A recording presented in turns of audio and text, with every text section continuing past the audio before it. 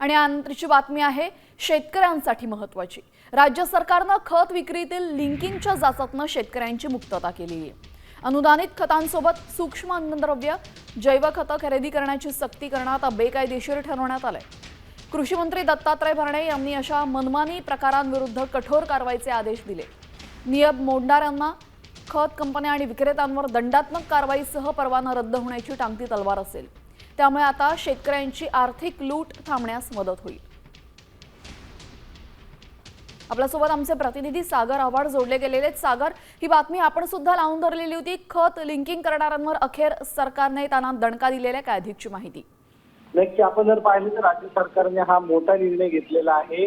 जे खत विक्रेते आहेत ते शेतकऱ्यांना कंपल्सरी खत लिंकिंग जे आहे ते करायला लावत होते आणि त्यांना दुसरी औषधं जी आहेत ती घ्यायला लावत होते। त्या संदर्भात कृषी विभागाने एक प्रस्ताव जो आहे तो राज्य सरकारला पाठवलेला होता। उत्तर प्रदेशमध्ये ज्या पद्धतीने लिंकिंग आहे त्याच पद्धतीने राज्यामध्ये जी आहे ती पूर्ण बंद करण्यात यावी अशी मागणी जी आहे ती करण्यात आली होती आणि उत्तर प्रदेशच्या धर्तीवरच राज्य सरकारने हा निर्णय घेतलेला आहे।